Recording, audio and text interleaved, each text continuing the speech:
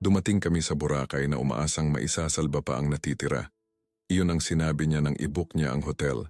Gamit ang malambing na boses na dati nagpapatunaw sa akin, pero ngayon ay parang isang ensayadong pag-arte na lang. Kailangan nating kumonekta ulit, Miguel. Pagpilit niya habang nag-e-empake ng maleta ng may labis na pag-iingat na ginagawa niya sa lahat ng bagay kamakailan. Tila bawat kilos ay bahagi ng isang script na hindi ko nabasa. Ang kwarto ay may tanawin ng dagat. Bagaman halos hindi kami tumitingin sa bintana. Ang mga pader ay may kulay na neutral na beige na nagpapanggap na elegante, ngunit nagpapaalala lang sa akin ng isang waiting room. May nananatiling amoy ng sampagita na may halong chlorine. Yung artipisyal na amoy ng mga hotel na sinusubukang kumbinsihin ka na maayos ang lahat kahit na halatang hindi. Gumagalaw siya sa silid na parang sumasayaw sa isang hindi nakikitang koreografiya. Masyadong masigla, masyadong masigasig. Ang tawa niya ay tumatalbog sa mga pader na may intensidad na nagpapaalala sa akin ng mga kristal na malapit ng mabasag. Pinagmamasdan ko siya mula sa silyon sa tabi ng bintana. Nagpapanggap na nagbabasa ng librong hindi ko naman binabasa. Sa totoo lang, pinag-aaralan ko siya. Kinakabisado ang bawat kilos, bawat galaw. Sinusubukang hanapin ang babaeng nakilala ko 7 taon na ang nakararaan sa Maynila sa isang party para sa bagong taon kung saan kami naghalikan sa ilalim ng mga fireworks. Kailan siya naging estrangherang ito na masyadong mabilis magsalita at umiiwas sa aking tingin? Kailan siya nagsimulang gumamit ng ibang pabango na tinitingnan ang kanyang cellphone nang may kaba na wala naman dati? Ang mga huling buwan ay parang nakatira sa isang bahay kung saan ang mga ilaw ay kumikislap ng walang dahilan. Mga mensaheng dumarating sa alanganing oras na binabasa niya habang ang telepono ay nakadikit sa kanyang dibdib na parang pinoprotektahan ito mula sa akin. Mga lakad kasama ang mga kaibigan sa trabaho na laging nauuwi ng mas late kaysa sa inaasahan. Sinubukan kong kumbinsihin ang sarili ko na paranoia ko lang ito, na ang stress sa trabaho ko sa real estate ay ginagawa akong mapaghinala. Ngunit may mga bagay na nalalaman ng katawan bago pa ang isip. May mga senyales na natututunan mong basahin kahit ayaw mo. Naaalala ko na sa sandaling iyon, habang nakaupo sa hindi komportabling silyo na iyon, naisip ko na baka gumana nga ang biyaheng ito. Marahil sa Boracay, malayo sa Maynila at sa aming patay na rutina, may makikita kaming maililigtas. Kumapit ako sa pag-asang yon tulad ng isang taong nalulunod sa isang tabla, binabaliwala na ang tabla ay bulok na. Tapos dumating ang 3 katok. Hindi sila mahinang katok o alanganin. 3 matitigas na katok may pagitan na may ritmo ng isang taong may karapatang nandoon. Ang uri ng tawag na ginagawa ng isang kilalang kapitbahay o isang taong maniningil ng utang. Pareho kaming natigilan. Nakita ko kung paano lumaki ang kanyang mga mata, kung paano nabitawan ng kanyang kamay ang baso ng alak na hawak niya. Tumapon ang pulang likido sa beige na carpet na parang isang sugat na bumubukas. Pagkatapos ay dumating ang boses. Isang boses lalaki, sigurado, halos mayabang. Pinili niyang makasama ako ngayong gabi. Para bang may nagbukas ng isang pinto sa loob ko. Hindi ko naramdaman ang inaasahan kong maramdaman. Walang pagsabog ng galit, walang pagnanais na sumigaw o manira ng mga gamit. Ang naramdaman ko ay isang bagay na mas kakaiba. Isang nagyayelong kalmado na kumalat sa aking dibdib tulad ng hamog sa isang windshield. Naging malinaw ang lahat, malinaw, halata. Ang mga piraso ng puzzle na ilang buwan ko nang binabaliwala ay nagkasya sa isang halos maririnig na pag-click. Tiningnan ko siya. Nawala ang lahat ng kulay sa kanyang mukha. Gumagalaw ang kanyang mga labi ngunit walang lumalabas na tunog. Parang isang isda na wala sa tubig. Ang kanyang mga kamay ay nanginginig ng husto na kinailangan niyang kumapit sa likod ng silya upang hindi matumba. Sa kanyang mga mata nakita ko ang lahat. Ang gulat, ang pagkakasala, ang takot na mabuking. Ngunit may nakita pa akong iba na ikinagulat ko. Isang uri ng kaginhawaan na parang bahagi niya ay pagod na rin sa pagpapanggap. Tumayo ako mula sa silyon nang may sinasadyang kabagalan. Ang bawat galaw ay tumpak, kalkulado. Para bang ang katawan ko ay naghihintay sa sandaling ito sa loob ng maraming taon na ine-ensayo ang eksenang ito sa mga panaginip na hindi ko naaalala. Naglakad ako patungo sa pinto na may mga hakbang na umalingaw-ngaw sa sahig na gawa sa kahoy. Ibinulong niya ang pangalan ko, Miguel. Ngunit parang nanggaling ito sa napakalayo mula sa ibang buhay. Binuksan ko ang pinto hanggang sa kalahati lang. Sapat na para makita ako ng lalaki. Sapat na para maintindihan niyang hindi nag-iisa ang asawa ko. Pagkatapos ay tumabi ako, tulad ng isang nag-aanyaya sa isang matalik na kaibigan na pumasok. Ang lalaki ay mas bata sa akin, marahil 28 o 30. Nakasuot siya ng navy blue na polo na malamang ay naisip niyang elegante nang isuot niya ito kaninang umaga. Mayroon siyang aura ng kumpiyansa na taglay ng mga lalaking hindi pa natatalo sa anumang bagay na mahalaga. Ang kanyang ekspresyon ay tagumpay nang tumawid siya sa pintuan, ngunit tumagal lamang ito ng 1 segundo. Nang makita niya kung ano ang nasa likuran ko, nang makita niya ang nagbabagong anyong mukha ni Isabel at ang malamig kong mga mata na nakamasid sa kanya, ang tagumpay na iyon ay naglaho na parang alkohol sa isang sugat. Bigla niyang naunawaan na pumasok siya sa isang bagay na mas komplikado kaysa sa isang simpleng pananakop. Nakatuntong siya sa isang libingan na siya mismo ang humukay ng hindi nalalaman. Wala akong sinabi. Hindi ko kailangan. Ang katahimikan ko ay mas mabigat kaysa sa anumang insulto, mas matalas kaysa sa anumang banta. Ang hangin sa silid na iyon ay naging siksik, halos solido. Mararamdaman mo ang tensyon tulad ng pagdama mo sa alinsangan bago ang isang bagyo. Naipit siya sa pagitan naming dalawa, sa pagitan ng babaeng inaakala niyang kilala niya at ng asawang hindi niya inaasahang makikita. Sinubukan ni Isabel na may sabihin, ngunit pinutol ko siya sa isang tingin lang. Isang tingin na nagsasabing, "Huwag ngayon. Ngayon wala nang halaga ang anumang sasabihin mo." Umatras siya. Hinahanap ang pinto gamit ang kamay sa likod niya na parang isang bulag na naghahanap ng pader. Ang kanyang kayabangan ay naging abo. Dahan-dahan kong isinara ang pinto, iniwan siya sa labas. Kami ni Isabel ay naiwang mag-isa kasama ang bigat ng mga nangyari. Ang katahimikang sumunod ay napakalalim na maririnig ko ang pagtibok ng sarili kong puso, kalmado, panatag, na parang wala sa lahat ng ito ang sorpresa. At marahil nga hindi.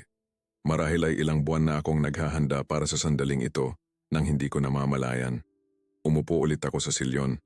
Siya ay nanatiling nakatayo, nanginginig, naghihintay na ako ay sumabog.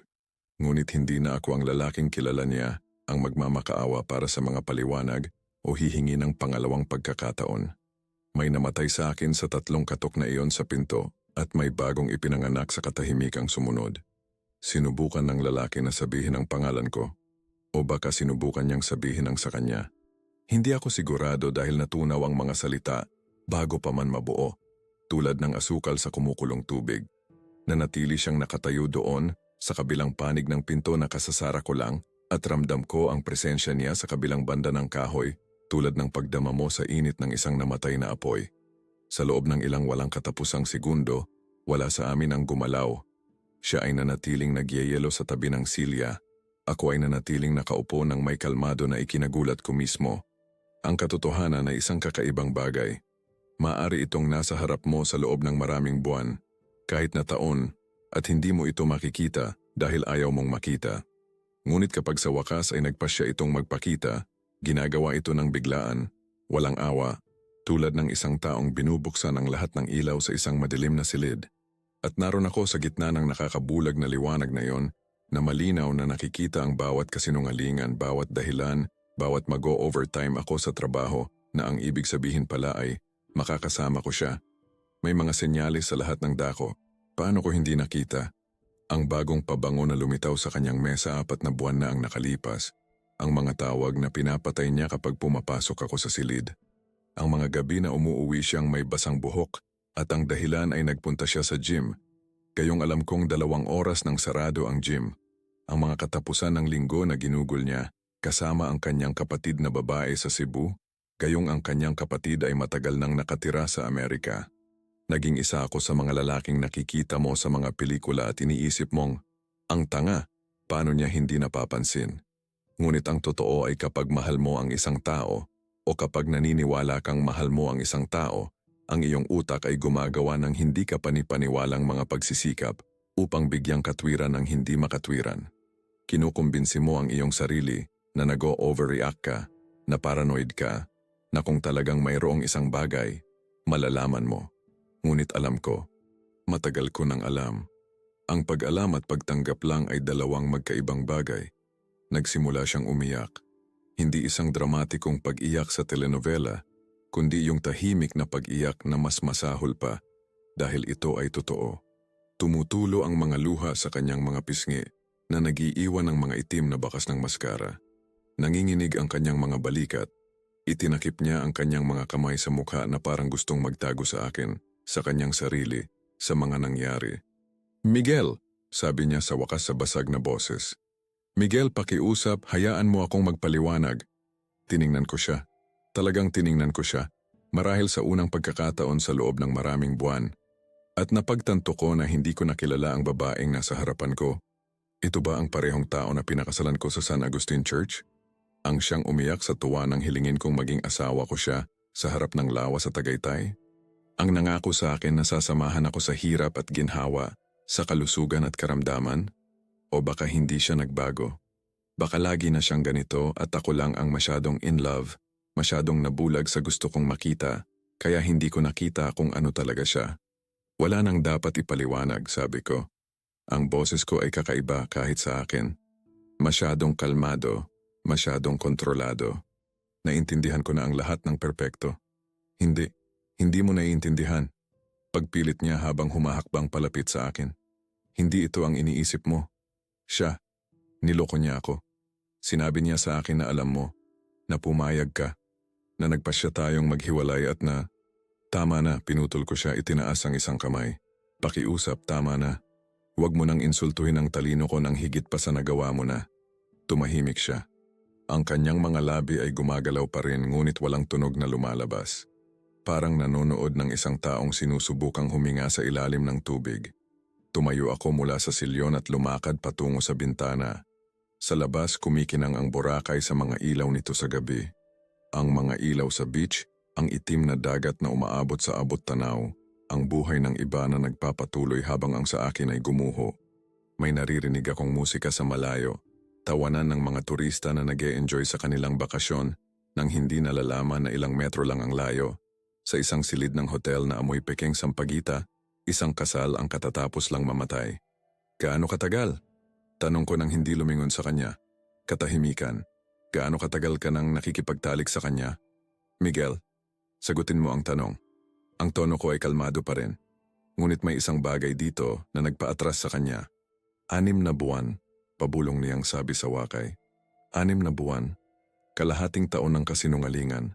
Kalahating taon ng paghalik sa akin sa umaga bago pumasok sa trabaho habang iniisip ang iba. Kalahating taon ng pagsasabi ng mahal kita gamit ang parehong bibig na humalik sa lalaking iyon. Kalahating taon ng pagtulog sa tabi ko habang ang puso niya ay nasa ibang lugar. May naramdaman akong nabasag sa loob ko, ngunit hindi ito ang inaasahan ko. Hindi ito matinding sakit, hindi yung paghihirap na nagpapayuko sa iyo at nagpapasigaw. Ito ay isang bagay na mas malalim, mas malamig. Ito ay tulad ng panonood ng isang lumang larawan na nahulog mula sa pader at mapagtanto mong wala kang pakialam na kunin ito. Mahal mo ba siya? Tanong ko. Isa pang paghinto. Mas matagal ngayon. Hindi ko alam. Pag-amin niya. At iyon, sa ilang paraan, ang pinakatapat na sagot na ibinigay niya sa akin sa mahabang panahon. Lumingon ako para harapin siya. Tumigil na siya sa pag-iyak. Ngayon ay mukha na lang siyang pagod, talunan, na parang sa wakas ay tinanggal na niya ang isang maskara na masyadong mabigat. Alam mo ba kung ano ang pinakamalungkot sa lahat ng ito? Sabi ko sa kanya. Hindi yung niloko mo ako. Hindi yung dinala mo ang kalaguyo mo sa hotel kung saan dapat nating iligtas ang ating pagsasama. Ang pinakamalungkot ay tumigil na akong mahalin ka ilang buwan na ang nakalipas at hindi ko man lang namalayan hanggang ngayon. Nanlaki ang mga mata niya sa gulat. Hindi niya inaasahan yun. Matagal ko nang sinusubukang iligtas ang isang bagay na wala na, pagpapatuloy ko. Nagpapanggap na nararamdaman ko pa rin ang dati. Kinukumbinsi ang sarili ko na gaganda pa ang mga bagay, na isa lang itong masamang yugto. Ngunit ang totoo ay masyado akong abala sa pagiging mabuting asawa. Yung nagtitiis, yung nagpapatawad na nakalimutan kong tanungin ang sarili ko kung gusto ko pa bang magpatuloy dito. Kung gayon, anong gagawin natin? Tanong niya sa maliit na boses. Tinitigan ko siya sa mata. Ang mga berdeng mata na yon na bumihag sa akin noong una ko silang makita na tila mga bintana sa isang magandang kaluluwa. Ngayon ay nakikita ko na lang ang mga refleksyon ng isang taong hindi ko kilala. Wala, sagot ko. Wala tayong gagawin. Tapos na ito. Iniiwan mo na ba ako? Hindi, sabi ko nang may ngiti na kahit ako ay hindi maintindihan. Pinapalaya kita. Tayong dalawa. Mula sa komedyang ito na dahan-dahang pumapatay sa atin. Naglakad ako patungo sa pinto. Kailangan kong lumabas sa silid na iyon, sa siksik na hangin na sumasakal sa aming dalawa. Saan ka pupunta? Tanong niya na may alarma. Maglalakad? Mag-iisip? Hihinga ng hangin na hindi amoy kasinungalingan. Miguel, pakiusap, huwag kang umalis ng ganito. Kailangan nating mag-usap, kailangan natin ng ano. Pinutol ko siya habang hawak ang hawakan ng pinto. Kailangan pa ba nating magpanggap ng kaunti? Kailangan ba nating magterapiya ng mag-asawa para iligtas ang isang bagay na matagal nang patay? Hindi, salamat. Sapat na sa akin ang pangangailangan ng mga bagay na hinding-hindi mangyayari. Binuksan ko ang pinto at lumabas. Naiwan sa likuran ko ang tunog ng kanyang panibagong pag-iyak, ngunit sa pagkakataong ito ay hindi ako tumigil. Naglakad ako sa nakakarpet na pasilyo ng hotel, habang ang mundo ay patuloy na umiikot. Walang pakialam sa aking maliit na personal na katapusan. Sa lobby, isang bagong kasal na mag-asawa ang nagtatawanan habang kumukuha ng litrato. Tiningnan ko sila at nakaramdam ng isang bagay na katulad ng inggit, ngunit pati na rin ng kaginhawaan. Dahil sa sandaling iyon ay may naintindihan akong isang bagay na mahalaga. Hindi kasi sirain ang kataksilan ng biglaan. Unti-unti ka nitong uubusin, tulad ng isang taong nag-aalis ng tubig sa isang bangka na may butas sa ilalim. At kapag sa wakas ay napagtanto mo, matutuklasan mo na ang kawalan na iyon na kinatatakutan mo ay espasyo pala. Espasyo para sa isang bagong bagay, isang bagay na hindi ko pa alam kung ano. Ngunit tiyak na magiging mas totoo kaysa sa iniwan ko. Naglakad ako sa mga kalye ng Boracay hanggang sa sumakit ang aking mga paa. Nadaanan ko ang White Beach, kung saan kumakain ang mga turista sa mga restaurant sa labas nang hindi nalalaman na sa gitna nila ay naglalakad ang isang lalaki na ang buhay ay sumabog lang.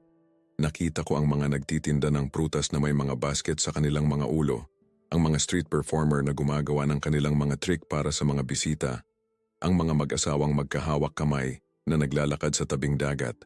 Lahat ay nagpapatuloy. Hindi huminto ang mundo dahil natapos na ang kasal ko. Sa kalaunan ay bumalik ako sa hotel. Hindi dahil gusto ko, kundi dahil wala akong ibang mapupuntahan. Pagpasok ko sa kwarto, nakahiga na siya sa kama, nakatalikod sa pinto. Ang mga ilaw ay patay maliban sa liwanag ng isla na pumapasok sa bintana. Wala siyang sinabi nang marinig niya akong pumasok, wala rin akong sinabi. Hinubad ko ang aking sapatos, umupo sa silyon kung saan nagsimula ang lahat ilang oras na ang nakalipas at tumitig sa kisame. Ang mga bitak sa plaster ay bumubuo ng mga pattern na parang mapa ng mga lugar na hindi kailanman umiral. Sinundan ko ang mga ito ng aking mga mata, gumuhit ng mga haka-haka na ruta. Iniisip ang lahat ng gabi na ginugol ko sa pagtatrabaho ng latte sa opisina. Lahat ng mga oras ng overtime na ginawa ko dahil akala ko ay itinatayo ko ang aming kinabukasan. Ang bagong apartment na gusto naming bilhin sa Hilaga ng Manila.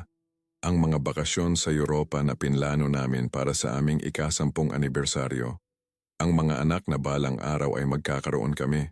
Lahat ng iyon ay usok na ngayon. Mga ilusyon na natunaw sa 3 katok sa isang pinto.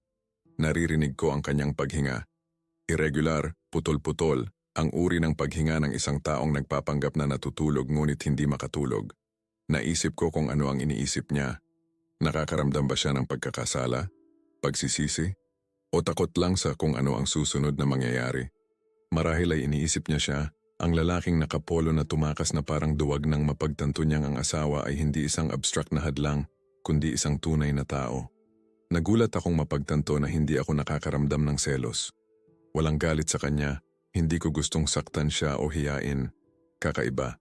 Sa loob ng maraming buwan, nang magsimulang mabuo ang mga hinala sa aking isipan, naisip ko na kung sakaling matuklasan ko ang isang pagtataksil, sasabog ako.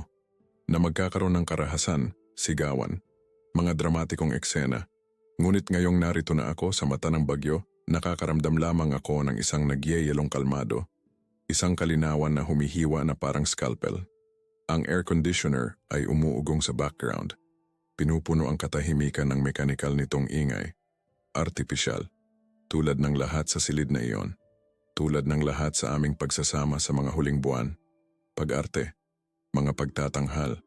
Teatro para sa isang manunood na hindi naman umiral. Ipinikit ko ang aking mga mata at naalala ang aming kasal. Ang kanyang puting damit, ang mga bulaklak na pumuno sa simbahan. Ang nanay ko na umiiyak sa unang hilera. Ang tatay ko na tumatapik sa balikat ko ng may pagmamalaki. Habang sinasabing, nakapili ka ng tama anak. Ang mga panata na ginawa namin sa harap ng Diyos at sa harap ng lahat ng aming mga kaibigan at pamilya. Sa hirap at ginhawa, hanggang sa paghiwalayin tayo ng kamatayan.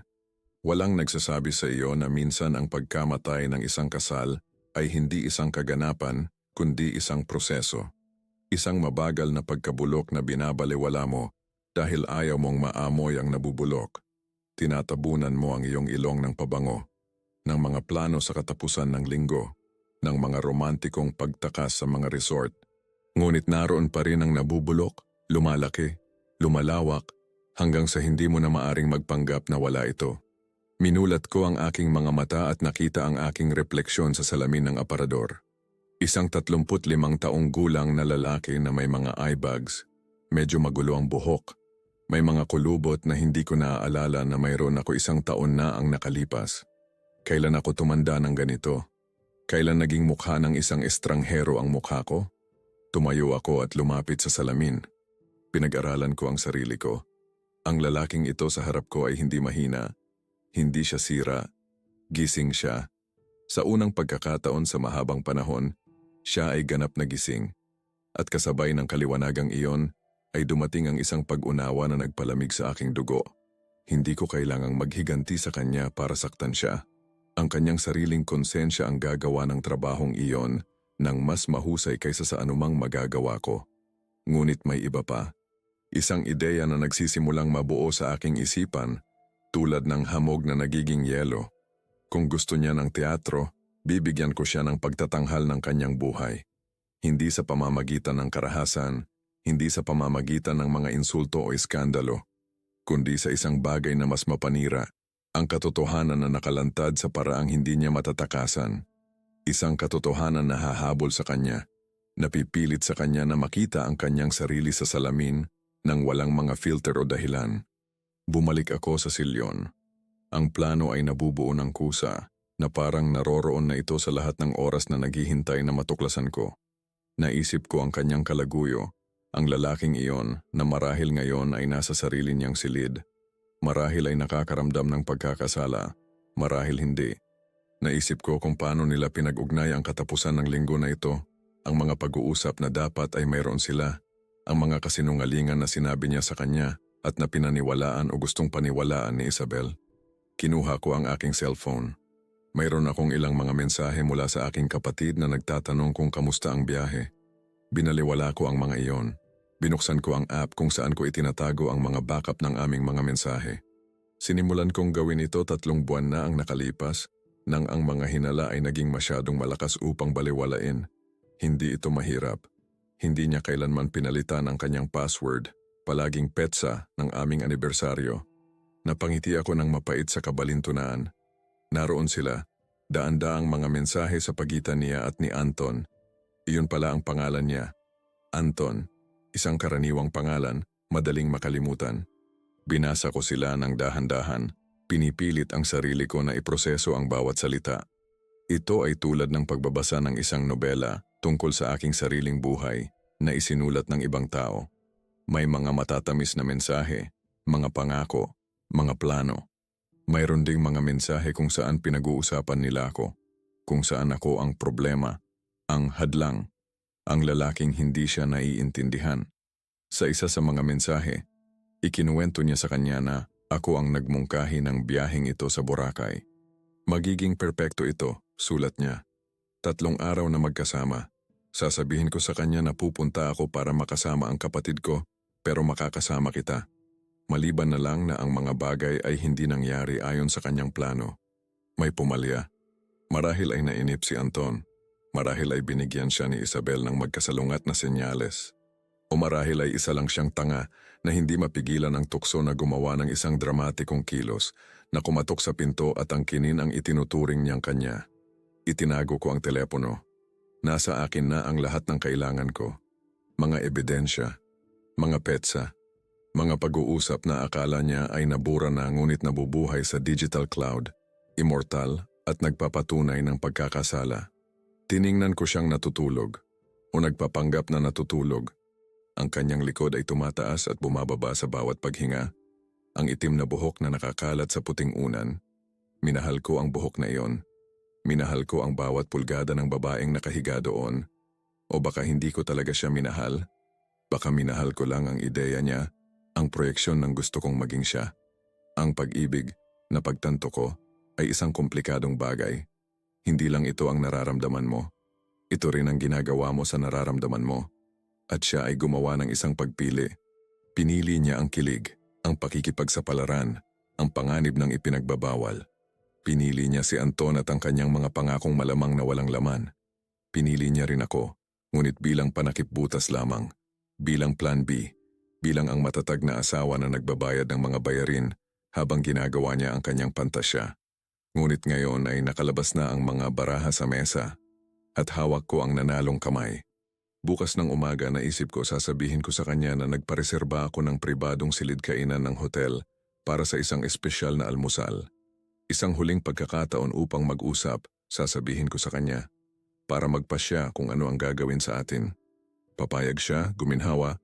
Iniisip na marahil ay handa akong magpatawad, kalimutan, magpatuloy na parang walang nangyari. Ang hindi niya alam ay inimbitahan ko rin si Anton. Nahaharapin ko sila sa isa't isa, hindi sa isang marahas na komprontasyon, kundi sa isang bagay na mas masahol pa. Sa isang kumpletong pagbubunyag ng kanilang mga kasinungalingan. Walang mapagtataguan. Walang paraan upang itanggi ang hindi maikakaila kapag ang mga ebidensya ay nasa mesa, literal. Hindi ito magiging paghihiganti sa tradisyonal na kahulugan.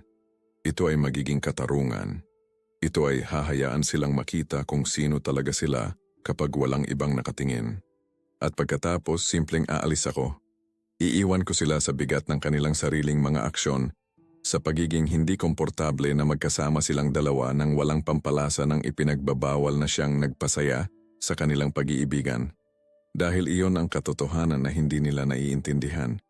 Karamihan sa kilig ay nagmula sa pagloko sa akin, mula sa pagkakaroon ng dobleng buhay na iyon, ng sikretong ibinahagi. Kung wala iyon, ano ang natira sa kanila? 2 tao na binuo ang kanilang relasyon sa kasinungalingan at kataksilan. Gaano katagal tatagal ang isang bagay na tulad niyan? Hindi magtatagal sa palagay ko, at malayo na ako kapag napagtanto nila. Sumandal ako sa silyon at ipinikit ang aking mga mata. Sa unang pagkakataon sa loob ng maraming buwan, marahil sa mga taon, nakaramdam ako ng isang bagay na katulad ng kapayapaan. Hindi ito kaligayahan. Hindi ito kumpletong kaginhawaan. Ngunit ito ang pakiramdam ng paggawa ng isang desisyon, ng pagpili ng isang landas at pagiging handa na lakarin ito nang hindi lumilingon. Sa labas, patuloy na kumikinang ang Boracay. Ang mga alon ay humahampas sa pader ng buhangin, na may walang hanggang ritmo na nakaligtas sa mga siglo ng mga kwento ng tao. Ang kwento ko sa kanya ay isa na lamang, isang maliit na trahedya sa isang islang puno ng mga ito, ng mga romansang ipinanganak at namamatay sa pagitan ng mga resort. Dumating ang bukang liwayway na may gintong liwanag na ginagawang parang postcard ang Boracay. Nakatulog ako sa silyon na may pilipit na leeg at masakit na mga kalamnan. Nang imulat ko ang aking mga mata, gising na siya. Nakaupo sa gilid ng kama, nakatingin sa akin na may halong pag-asa at takot, na parang hindi niya alam kung alin sa 2 Miguel ang nagising, ang nagpapatawad o ang wala nang dapat patawarin. Magandang umaga, sabi ko sa isang boses na mas normal kaysa sa inaasahan ko. Nag-inat ako, sinusubukang alisin ang mga buhol sa aking likod. Magandang umaga, sagot niya sa isang bulong. Umiyak siya, halata iyon. Namamaga ang kanyang mga mata pula na may mga eye bags na hindi maitatago ng makeup. Mukha siyang 10 taon na mas matanda kaysa sa babaeng sumakay sa eroplano kasama ko 2 araw na ang nakalipas. Tumayo ako at naglakad papuntang banyo. Kailangan kong maligo, maghilamos, maghanda para sa kung ano ang darating. Nang isara ko ang pinto, narinig ko siyang gumalaw sa silid, malamang na tinitingnan ang kanyang telepono, naghahanap ng anumang mensahe mula kay Anton. Naisip ko kung sumulat ba siya pagkatapos tumakas na parang natakot na daga. Malamang. Malamang na puno siya ng mga dahilan, ng mga paliwanag, ng murang retorika na ginagamit ng mga duwag para bigyang katwiran ang hindi makatwiran. Ang mainit na tubig sa aking balat ay parang isang binyag. Nanatili akong nakatayo doon, hinayaang punuin ang singaw ang banyo. Iniisip ang bawat hakbang ng plano na idinisenyo ko sa buong gabi. Dapat itong maging perpekto. Hindi maaaring magkaroon ng puwang para sa pagkakamali. Hindi dahil gusto ko siyang saktan, kundi dahil kailangan kong maintindihan niya. Na maintindihan nilang dalawa. Paglabas ko ng banyo, naghanda siya ng kape. Ang aroma ay pumuno sa silid, humahalo sa amoy ng artipisyal na sampagita na hindi kailanman nawawala. Inalok niya ako ng isang tasa na may nanginginig na mga kamay. Tinanggap ko ito, humigop ng isang lagok. Matapang, tulad ng gusto ko. Makinig ka, nagsimula siya, ngunit itinaas ko ang isang kamay upang pigilan siya. Nag-iisip ako, sabi ko ng mahinahon, umupo ulit sa silyon na naging trono ko ng paghatol. Tungkol sa atin, tungkol sa nangyari kagabi, tungkol sa lahat. Nagningning ang kanyang mga mata sa isang bagay na tila pag-asa. Nakakaawa talaga. Sa tingin ko dapat tayong mag-almusal ng magkasama, patuloy ko.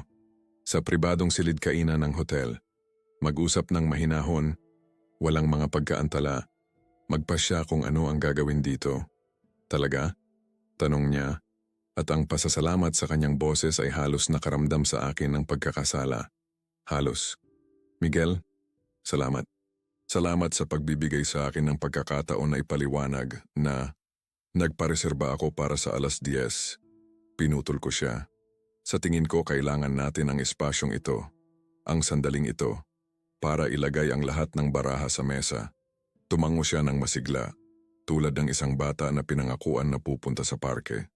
Lumapit siya na parang gusto akong yakapin, ngunit may isang bagay sa aking tindig na nagpahinto sa kanya. Mabuti, mayroon pa siyang natitirang instinct. Ang sumunod na 2 oras ay kakaiba. Nag-ayos siya ng may halos obsesibong pag-iingat, na parang naghahanda para sa isang job interview na nakasalalay sa kanyang buhay. Isinuot niya yung asul na damit na regalo ko sa kanya noong huling anibersaryo namin. Ang makeup ay perpektong inilapat. Itinatago ang mga bakas ng pag-iyak. Mukha siyang maganda. Kailangan kong aminin. Ngunit ito ay isang mababaw, nakagandahan, isang maskara sa ibabaw ng nabubulok. Isinuot ko ang aking paboritong puting polo, madilim na pantalon, makintab na sapatos. Tumingin ako sa salamin at halos hindi ko makilala ang lalaking nakatingin pabalik. May lamig sa mga matang iyon na hindi ko pa nakikita dati. Isang determinasyon na bakal. Habang nagtatapos siya sa pag-aayos, kinuha ko ang aking telepono at nagpadala ng mensahe. 3 salita lang. Private dining, 10 a.m. Hindi ako pumirma. Hindi na kailangan. Malalaman ni Anton kung sino ito. At kung mayroon siyang kahit katiting na dignidad, darating siya. Kailangan niyang dumating. Dahil kung hindi, mayroon akong mga paraan upang hanapin siya. Maliit lang ang hotel. Maliit lang ang Boracay. Wala masyadong mapagtataguan. 9:55, bumaba kami sa pribadong silid kainan. Ito ay isang maliit ngunit eleganteng silid na may mga bintanang nakatanaw sa panloob na hardin ng hotel. Isang bilog na mesa na gawa sa madilim na kahoy, mga silyang naka-upholster sa pulang velvet, isang florera na may mga sariwang bulaklak sa gitna. Lahat ay napaka-romantiko. Lahat ay napaka-kabalintunaan. Nagbuhos ang waiter ng tubig at binigyan kami ng mga menu. Umorder ako ng maitim na kape at tapsilog. Umorder siya ng orange juice at hindi makapagpasya sa iba pa. Masyadong kinakabahan para kumain, sa palagay ko. So, nagsimula siya nang umalis ang waiter. Gusto kong malaman mo na huminto siya. Ang kanyang mga mata ay napako sa isang bagay sa likuran ko. Dahan-dahan akong lumingon, kahit alam ko na kung ano ang makikita ko. Si Anton ay nasa entrada ng pribadong silid kainan, nagyayelo na parang isang usa sa harap ng mga ilaw ng kotse. Nakasuot siya ng maong at puting polo na parang sinubukan niyang magmukhang kaswal ngunit hindi na iwasang mag-ayos ng kaunti. Ang kanyang mukha ay isang tula ng pagkalito at gulat. Ano? Nagsimula siya, ngunit nabasag ang kanyang boses. Tuloy, Anton. Sabi ko nang may kabaitan na kahit ako ay nagulat. Hinihintay ka namin. Umupo ka, pakiusap. Tiningnan niya si Isabel. Tiningnan siya ni Isabel. Pareho silang tumingin sa akin. Ito ay tulad ng isang dula ng kahangalan, maliban na ang kahangalan ay ganap na totoo. Miguel, ano ito? Tanong niya sa isang sinakal na boses. Ito. Sagot ko habang inilalabas ang aking telepono at inilalagay ito sa gitna ng mesa. Ay isang pag-uusap na dapat ay matagal na nating ginawa. Tayong tatlo nang magkakasama. Si Anton ay hindi pa rin gumagalaw mula sa entrada. Tinitigan ko siya ng diretso sa mata. Maaari kang umalis kung gusto mo, sabi ko sa kanya. Walang pumipilit sa iyo na manatili. Ngunit kung aalis ka ngayon, sisiguraduhin kong malalaman ng asawa mo kung saan ka eksaktong nanggaling nitong huling 6 na buwan. Namutla siya. Ang detalyeng iyon. Natuklasan ko rin iyon kagabi habang nagbabrowse sa kanyang social media. Si Anton ay hindi lamang isang kalaguyo. Isa siyang asawa. Mayroon siyang asawa at 2 anak sa Davao. Isang buong buhay na siya rin ay pinagtataksilan. Hindi alam ni Isabel yon. Nakita ko ito sa kanyang mukha nang iproseso niya ang aking mga salita. Ang gulat, ang pag-unawa, ang pangingilabot sa pag-alam na siya ay nalinlang din tulad ko. Pumasok si Anton ng dahan-dahan at umupo. Mukha siyang tumanda ng 20 taon sa isang gabi. Bumalik ang waiter, nakita ang tensyonadong eksena at may profesional na paghanga na nagtanong kung gusto ng Ginoo na umorder ng isang bagay. Umiling si Anton. Mabilis na umalis ang waiter. Marahil ay naramdaman na pumasok siya sa gitna ng isang bagay na mas gugustuhin niyang hindi masaksihan. Mabuti, sabi ko nang kami na lang ang naroon. Ngayong narito na tayong lahat, sa tingin ko ay oras na para maging ganap na tapat sa unang pagkakataon sa mahabang panahon. Inunlock ko ang aking telepono at binuksan ang folder kung saan ko itinatago ang lahat ng mga screenshot. Sinimulan kong ipakita ang mga larawan, hinahayaan silang dalawa na makita ang mga mensahe. Ang mga mahal kita at miss kita, ang mga plano upang magkita, ang mga pinag-ugnay na kasinungalingan, ang mga larawang ipinadala nila sa isa't isa. Lahat. Nagsimulang umiyak si Isabel ng tahimik. Si Anton ay nakatingin sa mesa na parang gusto niyang lamunin siya nito. 6 na buwan, sabi ko. 6 na buwan ng mga mensahe, ng mga pagkikita sa mga murang hotel, ng mga detalyadong kasinungalingan. At ang pinakakamangha-mangha, patuloy ko tinitingnan si Anton, ay sinabi mo sa kanya na binata ka, na naghahanap ka ng seryosong bagay. Tama ba? Hindi sumagot si Anton, hindi na kailangan. Ang pangalan ng asawa mo ay Christina, patuloy ko. Mayroon kayong 2 anak, si Sebastian na 8 at si Valentina na 5. Nakita ko ang mga larawan sa iyong Facebook. Magandang pamilya, sa totoo lang. Miguel, bulong ni Isabel. Sinabi niya sa akin. Alam ko kung ano ang sinabi niya sa iyo. Pinutol ko siya. Nabasa ko lahat. Bawat matamis na kasinungalingan. Bawat walang laman na pangako. At alam mo ba kung ano ang pinakamalungkot? Na kaya ko sanang gawin ang ginagawa ng lahat. Sumigaw, manuntok ng isang bagay. Gumawa ng eksena. Ngunit hindi ko gagawin iyon. Dahil kayong dalawa ay hindi karapat-dapat sa galit ko. Itinago ko ang telepono. Humigop ako ng kape na dinala ng waiter nang hindi ko namamalayan. Ang gagawin ko, patuloy ko, ay iwan kayo sa kung ano ang inyong binuo, ang isa't isa. Nang wala ako bilang kontrabida sa inyong kwento ng ipinagbabawal na pag-ibig. Nang walang pampalasa ng bawal na siyang nagpasaya dito. Tumayo ako. Pareho silang tumingin sa akin na may nanlalaking mga mata. Maari na kayong mag-almusal, sabi ko. Bayad na. Sa katunayan, ang silid ay bayad na hanggang bukas. I-enjoy ninyo ang inyong oras na magkasama. Walang mga lihim. Walang mga kasinungalingan. Kayo lang dalawa at ang katotohanan ng kung sino talaga kayo. Naglakad ako papunta sa pinto. Miguel, teka. Tumayo siya. Natitisod sa silya. Hindi ka maaring umalis ng ganito. Kailangan nating mag-usap. Kailangan nating... Huminto ako at lumingon sa huling pagkakataon. Wala na tayong kailangang gawin. Sabi ko ng simple.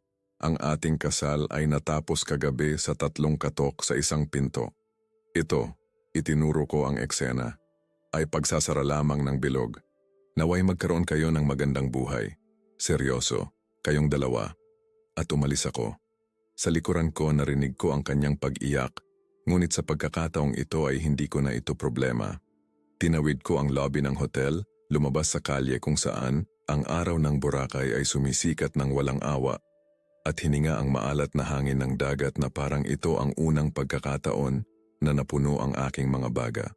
Sumakay ako ng unang flight pabalik sa Maynila. Hindi ko kinuha ang aking mga gamit mula sa hotel, hindi ako nagpaalam. Simpleng lumabas ako sa silid kainan at dumiretso sa airport. Bumili ako ng ticket sa counter, mahal na parang impyerno dahil ito ay huling minuto, ngunit wala akong pakialam. Kailangan kong umalis. Kailangan kong maglagay ng pisikal na distansya sa pagitan ko at ng islang iyon na ngayon ay amoy kataksilan. Sa eroplano, isang matandang babae na nakaupo sa tabi ko ang nagtanong kung okay lang ako. Tila mas marami pang sinasabi ang mukha ko kaysa sa inaakala ko. Nginitian ko siya at sinabing oo, perpekto ang lahat. Inalok niya ako ng isang mint candy. Tinanggap ko ito at tumingin sa bintana habang ang Boracay ay lumiliit ng lumiliit hanggang sa mawala sa gitna ng mga ulap. Nang lumapag kami sa Maynila, binuksan ko ang aking telepono. 32 hindi nasagot na tawag. 27 mensahe sa WhatsApp. Lahat mula sa kanya. Hindi ko binuksan. Hindi ko binasa. Hinayaan ko lang silang maipon doon na parang alikabok sa isang abandonadong kasangkapan. Ang unang ginawa ko pagdating sa bahay ay palitan ang mga kandado. Tumawag ako ng isang locksmith na dumating sa loob ng wala pang isang oras at naglagay ng mga bagong kandado sa lahat ng pinto. Pagkatapos sistematikong, sinimulan kong burahin ang kanyang presensya sa apartment. Hindi sa marahas na paraan. Hindi sa pamamagitan ng pagbasag ng mga bagay o pag-aalboroto. Simpleng inimpake ko ang lahat ng kanyang gamit sa mga kahon. Ang kanyang mga damit, sapatos, creams, libro, litrato. Lahat. Iniwan ko ang mga kahon sa lobby ng gusali na may isang tala para sa gwardya. Pakibigay kay Isabel Vargas kapag dumating siya para kunin ang mga ito. Malamig, profesional, walang emosyon. Pagkatapos ay tinawagan ko ang aking abogado. Si Ramon ay kasama ko sa universidad, isang seryosong tao na hindi kailanman nagtatanong ng hindi kinakailangang mga tanong. Ipinaliwanag ko ang sitwasyon sa maikling salita. Gusto ko ng diborsyo. Sa lalong madaling panahon, ang mga dahilan, pagiging hindi tapat, mayroon ba akong mga patunay, lahat ng kailangan niya. Mabilis lang ito, sabi sa akin ni Ramon. Sa ganitong kalinaw na ebidensya wala siyang ganong magagawa. Gusto mo bang humingi ng kahit ano? Ang apartment? Kompensasyon? Hindi, sagot ko. Gusto ko lang matapos ito. Maaari niyang kunin ang anumang gusto niya. Gusto ko lang ang kalayaan ko. Patuloy na dumarating ang mga mensahe. Ang aking telepono ay nag-vibrate bawat 10 minuto. Ang ilan ay mula sa kanya. Miguel, pakiusap. Mag-usap tayo. Hindi mo ako maaaring iwan ng ganito. Nakikiusap ako sa iyo. Kailangan kong ipaliwanag kung ano ang nangyari. Nakagawa ako ng isang kahila-hilakbot na pagkakamali. Bigyan mo ako ng pagkakataon na ayusin ito. Nasaan ka? Pumunta ako sa apartment at pinalitan mo ang mga kandado. Ang mga gamit ko ay nasa mga kahon. Paano mo nagagawang maging ganito kalupit? Ang iba ay mula sa mga kaibigan naming dalawa na kinuha niya bilang mga tagapamagitan. Tol, wasak na wasak si Isabel. Kausapin mo man lang. Alam kong mali ang ginawa niya, ngunit lahat tayo ay karapat-dapat sa pangalawang pagkakataon. Huwag kang maging ma-pride, Miguel. Ang kasal ay tungkol sa pagpapatawad. Sa lahat sa kanila, iisa lang ang sinagot ko. Salamat sa iyong pag-aalala, ngunit ito ay sa pagitan naming dalawa. Pakiusap, igalang ang aking desisyon, at pagkatapos ay tuluyan na akong tumigil sa pagsagot. Ang tunay na paghihiganti na tuklasan ko ay wala sa aktibong pananakit sa isang tao. Ito ay nasa pagkakait sa kanila ng pinakakailangan nila. Ang iyong atensyon, ang iyong balidasyon, ang iyong reaksyon. Nais ni Isabel ng isang komprontasyon. Nais niya ng mga luha, sigawan, pakiusap. Nais niyang kamuhian ko siya dahil ang puot, kahit papaano, ay isang paraan ng pagiging mahalaga. Ang hindi niya inaasahan ay ang kawalang interes. Isang katahimikan na napakakumpleto na parang hindi siya kailanman umiral. Blinok ko ang kanyang numero pagkatapos ng 2 linggo. Hindi dahil nasasaktan akong makita ang kanyang mga mensahe, kundi dahil wala na silang anumang kahulugan. Ingay na lang sila. Static. Interference sa isang frequency na hindi ko na sinisinton. Pagkatapos ay blinak ko ang kanyang mga social media. Instagram, Facebook, Twitter. Hindi dahil ayaw kong malaman ang tungkol sa kanyang buhay, kundi dahil tunay na wala akong pakialam. Ito ay tulad ng pag-block sa isang spammer o isang account sa advertising. Hindi kailangan, hindi mahalaga. Dumating ang kuya kong si Paolo upang bisitahin ako isang gabi na may dalang mga beer at nanood kami ng basketball. Umupo siya sa sofa at pinag-aralan ako ng tingin ng isang kuya na laging nagpaparamdam sa akin na ako ay 12 taong gulang. Okay ka lang ba? Tanong niya sa wakas. Perpektong okay. Sagot ko. At totoo yon. Nakaramdam ako ng mas magaan, mas malaya kaysa sa mga taon. Tumatawag si Isabel kay mama, sabi niya. Sinabi niyang hindi mo sinasagot ang kanyang mga tawag na blinok mo siya, na hindi mo man lang siya binigyan ng pagkakataon na magpaliwanag. Walang dapat ipaliwanag, sagot ko nang hindi inaalis ang mga mata sa laro. Nakita ko na ang lahat ng kailangan kong makita. Iniisip ni mama na masyado kang matigas, na dapat ay pakinggan mo man lang siya. Tumawa ako. Isang tuyong tawa, walang katatawanan. Alam mo ba kung ano ang nakakatawa, Paolo? Na kung ako ang naging hindi tapat, walang sino man ang hihiling sa kanya na pakinggan ako. Walang sino man ang magsasabi na masyado siyang matigas. Lahat ay magsasabi na tama lang ang ginawa niyang pag-iwan sa akin. Ngunit dahil ako ang umalis, bigla akong naging kontrabida.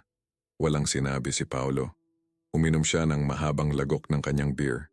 Tama ka, pag-amin niya sa wakas. Hindi patas. Ngunit nag-aalala si mama. Sabi niya ay parang hindi ka apektado, na parang wala kang nararamdaman.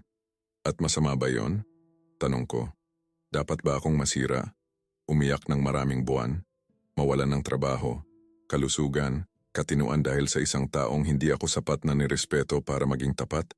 Hindi, sabi ni Paolo. Ngunit hindi rin normal na wala kang nararamdaman. O may nararamdaman ako, pagtatama ako sa kanya. Nararamdaman ko ang kaginhawaan. Nararamdaman ko ang kalayaan. Nararamdaman ko na nasayang ko ang 7 taon ng aking buhay ngunit kahit papaano ay mayroon na akong kalinawan. Bilang ba iyon? Nanatili kaming tahimik na nanonood ng laro.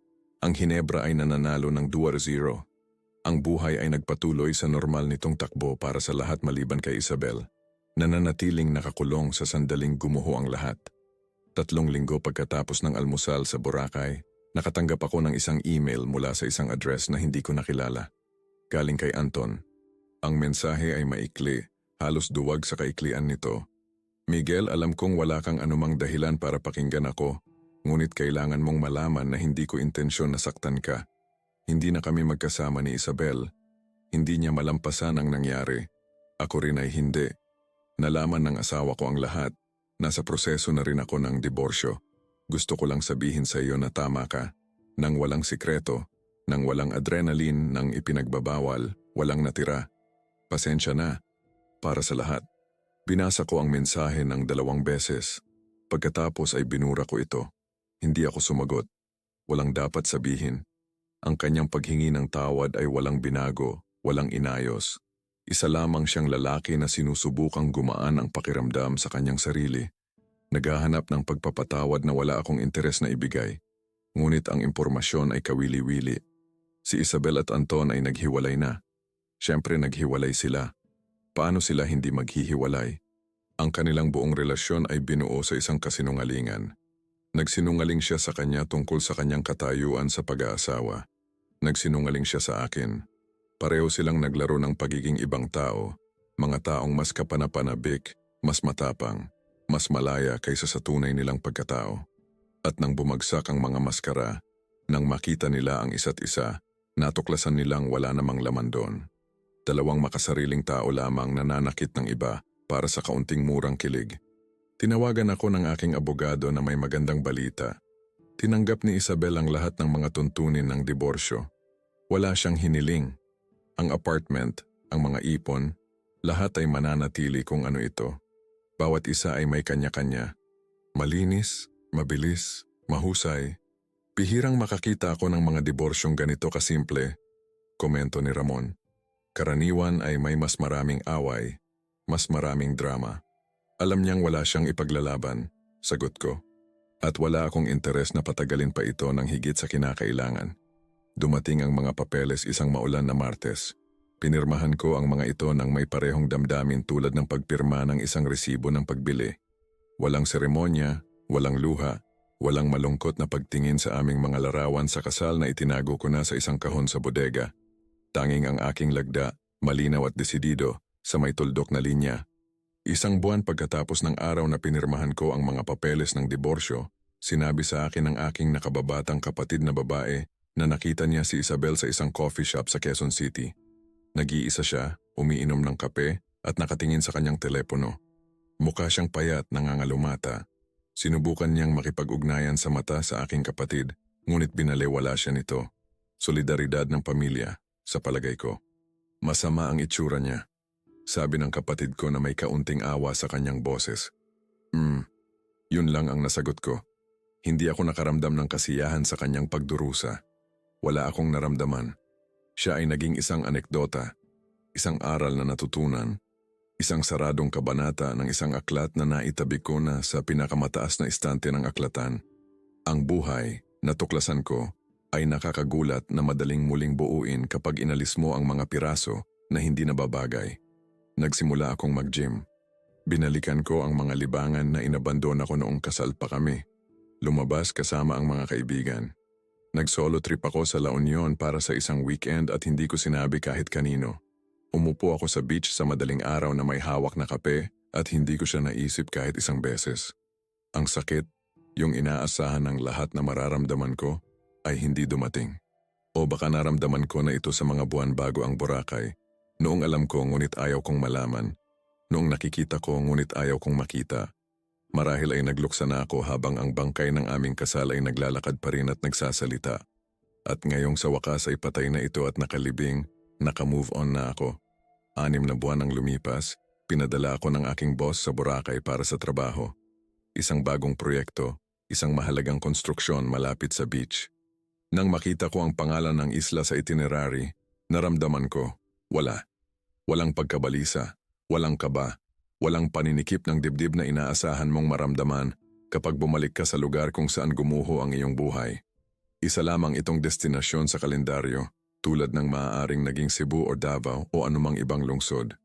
Nag-book ako ng ibang hotel, hindi dahil sa takot sa mga alaala, kundi dahil sa pagiging praktikal, mas malapit ang bagong hotel na ito sa site ng proyekto.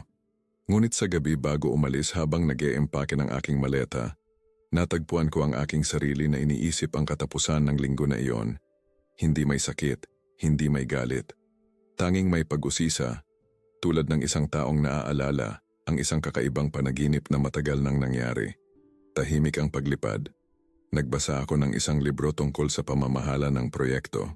Sumagot ng ilang email, uminom ng isang teribleng kape na inihahain sa mga eroplano. Nang lumapag kami at lumabas ng paliparan, ang maalinsangang init ng Boracay ay tumama sa akin tulad ng dati. Ngunit sa pagkakataong ito ay iba ang naramdaman ko. Mas magaan, mas buo. Naging maayos ang trabaho sa unang 3 araw. Mga pagpupulong sa mga kontratista, pag-aaral sa mga plano, inspeksyon ng mga materyales, ang pamilyar na gawain ng trabaho na gusto ko at na napabayaan ko sa mga huling taon ng aking pagsasama. Dahil sa pagsisikap na iligtas ang isang bagay na ayaw namang maligtas. Noong Huwebes ng gabi, pagkatapos ng hapunan kasama ang koponan, nagpasya akong maglakad sandali bago bumalik sa hotel. Dinala ako ng aking mga paa, halos walang pag-iisip, sa mga sementadong daanan ng isla. Nadaanan ko ang White Beach, kung saan ako naglakad noong gabing iyon pagkatapos sumabog ang lahat. Nandun pa rin ang parehong mga tindero na may kanilang mga handicraft. Ang parehong mga restaurant na may kanilang mga mesa sa labas, ang parehong mga mag-asawang turista na kumukuha ng mga larawan sa harap ng mga puno ng niyog. At pagkatapos ay nakita ko ito, ang hotel. Ang hotel na iyon kung saan sinubukan naming iligtas ang aming pagsasama at kung saan sa halip ay natapos ang lahat. Nailawan ito ng mga maiinit na ilaw na nagpamukha ritong parang isang bagay na galing sa isang romantikong nobela. Ang perpektong na-restore na fasad. Ang mga bougainvillea na nakalaylay sa mga puting pader, eksakto tulad ng naaalala ko. Tumigil ako sa harap ng entrada. Isang ibang portero ang bumati sa akin ng isang profesional na ngiti. Hindi niya ako nakilala siyempre. Isa lamang akong turista, isa pang mukha sa walang katapusang parada ng mga panauhin na dumadaan sa lugar na iyon araw-araw. Magandang gabi, bati ko sa kanya. Nandito ako ilang buwan na ang nakalipas. Iniisip ko lang kung maaari akong sumilip sa lobby para sa nostalgia. Siyempre sir, tuloy po kayo. Pumasok ako. Nandoon pa rin ang amoy ng sampagita, halo-halong may amoy na malinis na taglay ng lahat ng magagandang hotel. Hindi nagbago ang lobby. Ang parehong mga kasangkapan na yantok, ang parehong mga halaman sa mga paso, ang parehong reception desk na may madilim at makintab na kahoy. Naglakad ako ng dahan-dahan, sinisip-sip ang bawat detalye. Naroon ang pasilyo na patungo sa pribadong silid-kainan kung saan ko hinarap sina Isabel at Anton. Ang hagdanan na paakyat sa mga silid. Ang pinto ng panloob na hardin kung saan nag-aalmusal ang mga mag-asawa sa ilalim ng mga baging. Umupo ako sa isa sa mga sofa sa lobby. Isang batang mag-asawa ang dumaan na nagtatawanan, magkayakap, malamang na nasa kanilang honeymoon. Pinanood ko silang mawala patungo sa mga elevator at hindi ako nakaramdam ng inggit o kapaitan. Isang banayad na pagkilala lamang na hindi na iyon ang aking kwento. Gusto niyo po bang umorder, sir? Tanong ng isang waiter na lumalapit. Isang kape, pakiusap. Itim, walang asukal. Habang naghihintay, kinuha ko ang aking telepono at binuksan ang aking mga larawan. Ilang buwan ko nang binura ang lahat ng larawan ni Isabel, ngunit may naaalala akong ilan. Siya na may asul na damit na iyon. Ako na nakangiti sa aming kasal. Kaming dalawa sa beach sa Palawan sa isang bakasyon na sa sandaling iyon ay tila perpekto. Ngunit malamang ay mayroon ng mga hindi nakikitang bitak. Dinala ng waiter ang kape. Ininom ko ito ng dahan-dahan, nilalasap ang pait. Masarap, masarap ito. Naisip ko si Isabel. Nasaan na kaya siya ngayon? Ano kaya ang ginagawa niya? Ayon sa aking kapatid, nakakuha siya ng trabaho sa isang kumpanya ng advertising at lumipat sa isang maliit na apartment sa Quezon City. Wala na akong narinig na direkta mula sa kanya. Ang mga papeles ng diborsyo ay napirmahan na proseso, na archive. Opisyal, kami ay dalawang estranghero na minsan ay nagbahagi ng apelyido. At si Anton, ayon sa huling chismis na nakarating sa akin, sa kagandahang loob ng isang kaibigan na hindi mapigilang i-update ang lahat tungkol sa lahat, siya ay diborsyado na rin at nakatira mag-isa sa Davao. Tila sinubukan niyang bawiin ang kanyang asawa, ngunit ayaw na siyang makita nito. Ang mga bata ay nakikita lamang siya tuwing katapusan ng linggo sa ilalim ng pangangasiwa. Mas marami siyang nawala kaysa sa akin sa usaping ito. Tinapos ko ang aking kape at tumayo. May isa pang bagay na kailangan kong gawin. Isang bagay na hindi ko binalak ngunit bigla kong naramdaman na kinakailangan. Lumapit ako sa reception. Ngumiti sa akin ang babae sa likod ng counter. Magandang gabi. Ano po ang maitutulong ko? Maaari mo bang sabihin sa akin kung anong silid ang 312? Tiningnan niya ang kanyang computer, medyo nagtataka sa tanong. Nasa 2 palapag po sa dulo ng pasilyo sa kanan. Gusto niyo po bang i-book? Hindi. Ngumiti ako. Nagtatanong lang. Salamat. Umakyat ako sa 2 palapag. Tahimik ang pasilyo. Nakakarpet ng makapal na alpombra na nagpapatahimik sa mga hakbang. Naglakad ako ng dahan-dahan hanggang sa dulo. Hanggang sa mapaharap ako sa pinto 312. Ang parehong pinto kung saan tumunog ang 3 katok na iyon na nagpabago ng aking buhay. Tumayo ako roon, tinitingnan ito. Isa lamang itong pinto. Madilim na kahoy, gintong numero, peephole sa gitna. Walang espesyal. Walang nakakabanta. Isang pinto lamang sa isang hotel sa Boracay. Katulad ng libu-libong iba pang mga pinto sa libu-libong iba pang mga hotel. At pagkatapos ay tumawa ako. Isang tunay na tawa na nagmula sa kaibuturan ng aking dibdib dahil may naunawaan akong isang bagay na mahalaga. Ang pintong ito ay walang kapangyarihan sa akin. Ang hotel na ito, ang islang ito, ang mga alaalang ito, wala sa mga iyon ang nagtatakda sa akin ngayon. Mga eksena lamang sila kung saan may nangyari. Ngunit ang nangyari ay tapos na. Wala na. Natunaw na ito na parang usok sa hangin. Hindi ko kumatok sa pinto. Hindi ko kailangan. Ang mga multo na inaasahan kong makita dito ay hindi umiiral. O baka umiiral sila, ngunit wala na akong pakialam sa kanila. Sila ay mga anino ng isang lalaki na hindi na ako, ng isang buhay na hindi ko na ginagalawan. Bumaba ako muli sa lobby at lumabas ng hotel. Ang hangin sa gabi ng Boracay ay mainit, maalinsangan buhay. Naglakad ako ng walang patutunguhan sandali, hinahayaan ang isla na yakapin ako. Nadaanan ko ang mga nagtitinda ng prutas na nagsasara ng kanilang mga pwesto. Mga bar kung saan tumutugtog ang OPM. Mga mag-asawang naglalakad na magkahawak kamay sa mga daanan. At naramdaman kong mabuti.